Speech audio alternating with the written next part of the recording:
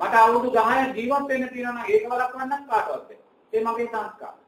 එහෙනම් මාළුවා දැලට අහුනේ එයාට ජීවත් වෙන්න තිබෙච්චරයි. මේ ධර්මයේ ධර්මානුකූලව තමන් ගල්ප ගන්න හැටි. එච්චරයි ජීවත් වෙන්නේ. එයා ඒ වෙලාවේ දැලට ආවුනේ නැත්නම් ලොකු මාළුවෙක් යා මරාගෙන කාලේ. ඒ සංස්කාර උත්සවයි ධර්මයේ කියන්නේ ඒකයි. එහෙනම් යා මැරුනේ සංස්කාරයත් මැරෙන්න තිබ්බා. තේරෙනවද? නමුත් දැලට දාලා මාළුවා අල්ලගත්ත මනුස්සයාට අකුසල සංස්කාරය තියෙනවා. සත්‍යාගතන අකුසල එයාට තියෙනවා. නමුත් ඒක කඩේ තියලා ගන්න කෙනාට ඒ අකුසලෙ නැහැ. තේරෙනවද? ඉතින් ඒ නිසා මුදේ දැන් අපි මේ රණ්ඩු වෙන්නේ කොහේ ඉපදිලා ඉන්නේ? මාළුවෙක් මේ සත්‍යයක් නෙමෙයි මේ මාළු කැලේ තියෙන්නේ නේද? ඒක කවදා හරි දවසක අපි මෙහෙම ගිහිල්ලා අවබෝධ කරගන්න තියෙන්නේ මොකද්ද? රහත් භාවනේ. ඒක රහතන් වහන්සේ කියන්නේ මොකද? එයා තමා තුළ තමා දකින්නේ තමා තුළ සත්‍යයේ කුද්දලේ දකින්නේ නැහැ. ඒකෝට එහෙමනම් එතෙන්ට නම් අපි යන්න හදන්නේ පුතේ මාළු කැලලක් තුළ මාළුවෙක් දකින්නවා නම් අපිට පුළුවන් දෙතෙන්ට යන්න. කුකුල් මස් කැලල තුළ කුකුලෙක් දකින්නවා නම් අපිට දෙතෙන්ට යන්න පුළුවන්ද? බැහැ. යම් රහතන් වහන්සේ කෙනෙක් කියනවා නම් මේ මාළුයි මෙතන මේ කන්න බෑ කියලා පුතියා තම ධර්මයේ දැකලා නැහැ. මොකද එයා මාළු කැලල තුන මාළුවෙක් දකින්න. කුකුල් මස් කැලල තුන කුකුලෙක් දකින්න.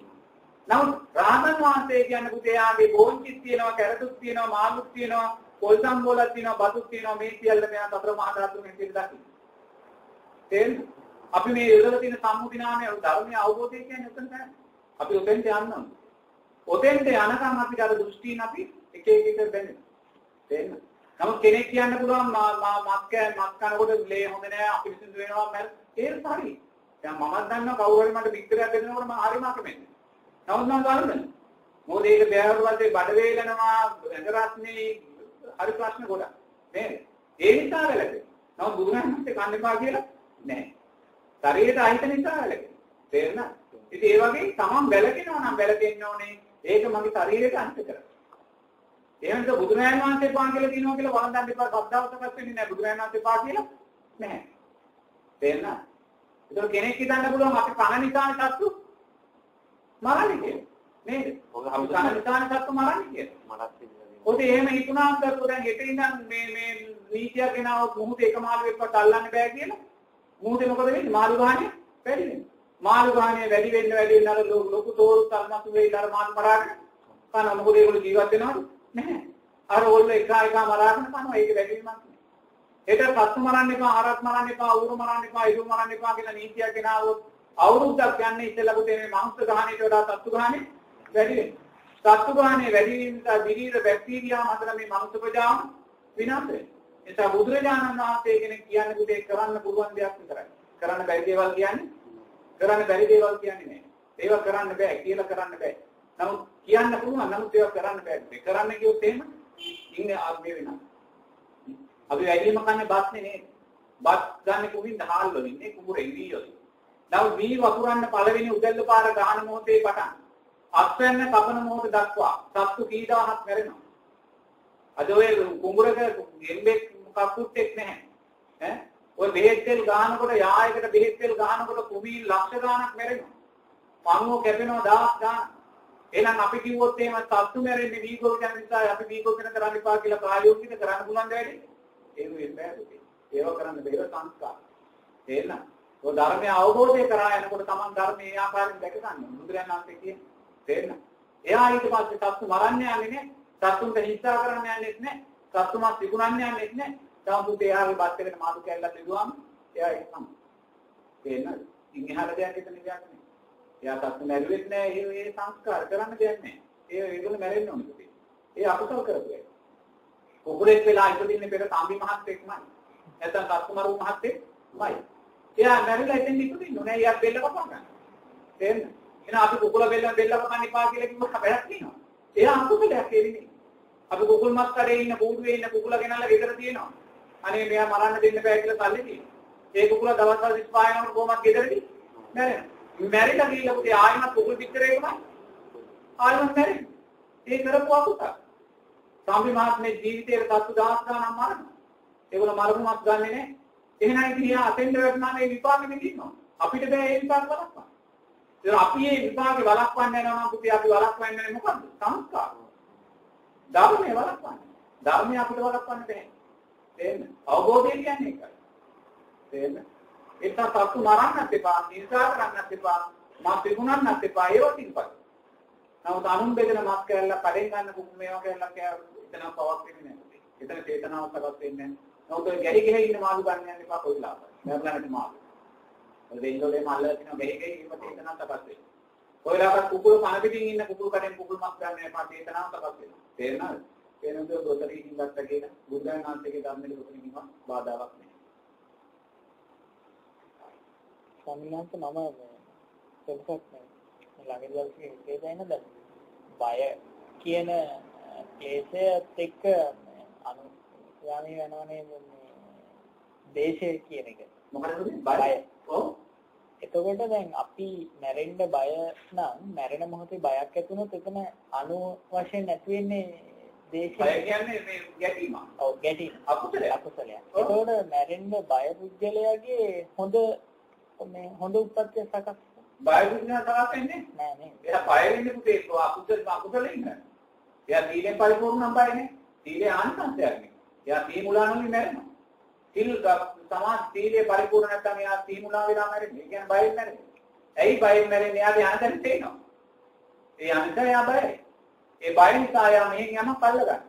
මේ එක්ක පුතා එක්ක දුව එක්ක අම්මා තාත්තා මේ අල්ල ගන්න. අල්ලගත්තාම ඉතින් මේ පැත්තේ බේත ලෝකෙට ගන්න. ඒක ස්වාමීන් දැන් අපේ සමාජයේ සියලු දෙනා මම අපි දකින්න විදිහට සියලු දෙනා මැරෙන්න බයෙන් මැරෙන්නේ. ඒක තමයි බුදුරජාණන් කියන්නේ සීලෙන් පරිපූර්ණ නැහැ කියලා. මේ බුදුරජාණන් කියනවා සීලෙන් පරිපූර්ණ නැති හැම කෙනාම මැරෙන්න බයයි.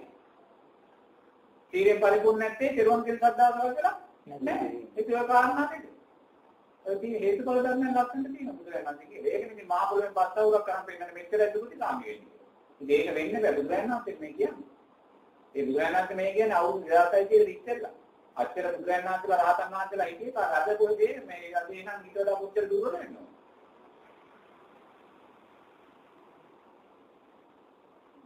අත්‍යන්ත සෝමනාංශ දැන් කෙනෙක් දිගින්දිගටම විදර්ශනා වඩමින් යනවා කියලා.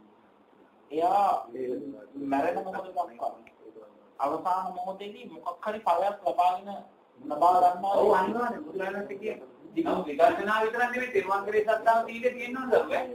එහෙනම් විදර්ශනාව කියන කාරණේ වැරදවා ගන්න එපා. ඊට පස්සේ විදර්ශනා වඩනවා කියලා දැන් මම ප්‍රමාණ භාවනා කරන්න යනවා.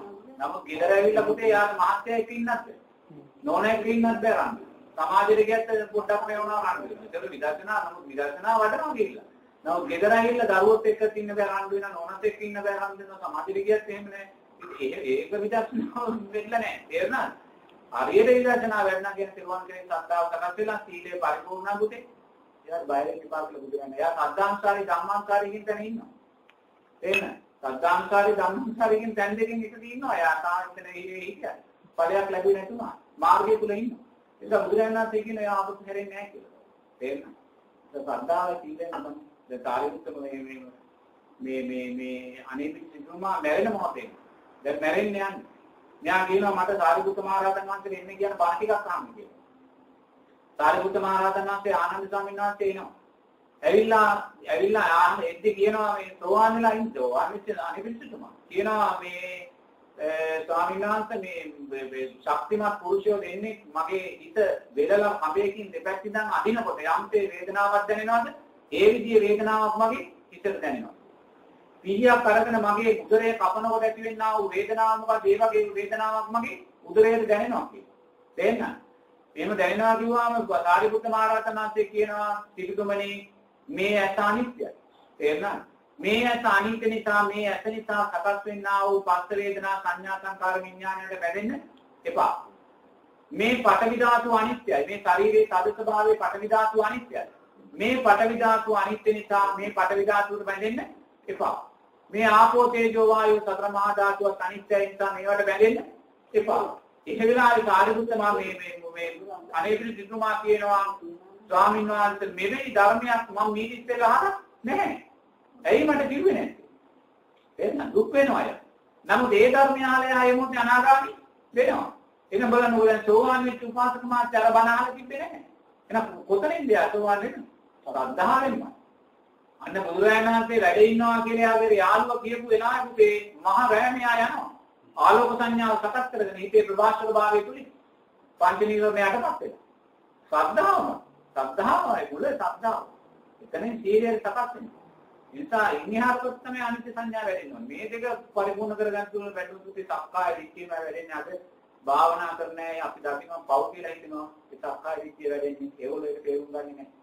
හැම වෙලාවෙම ස්වයං පරීක්ෂණයක් කරලා බලන්න ඕනේ මාතුළු මමත්වයේ වැඩි වෙනවා කියලා. ඒ අන්න නිහතමානී භාවනාවයි කියනවා. නිහතමානී පොඩි දරුවක් නා තොල්ව පාස් කරන ගැටි තුල එන මොකද යා භාවනාව තුලින් මොකද හිත කරන්නේ?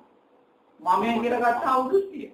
මමනේ. අනිත්‍ය කියන්නේ මොකද්ද? මමෙන් මේ නිත්‍යභාවයෙන් ගන්නා උදේ. අනිත්‍ය. එදා යාතුල ඒක තමන් බලමින් ඉස්සරහට යනවා. එහෙම නැත්නම් බුදේ සක්කායදිට්ඨිය වඩව ගන්නකොට ගොඩාක් අය සක්කායදිට්ඨියම වඩව ගන්න භාවනා පුරුදුනකොට පෙරුවන් කෙරේ සම්දාව සීලෙන් මුදල් දෙන්නේ නැහැ.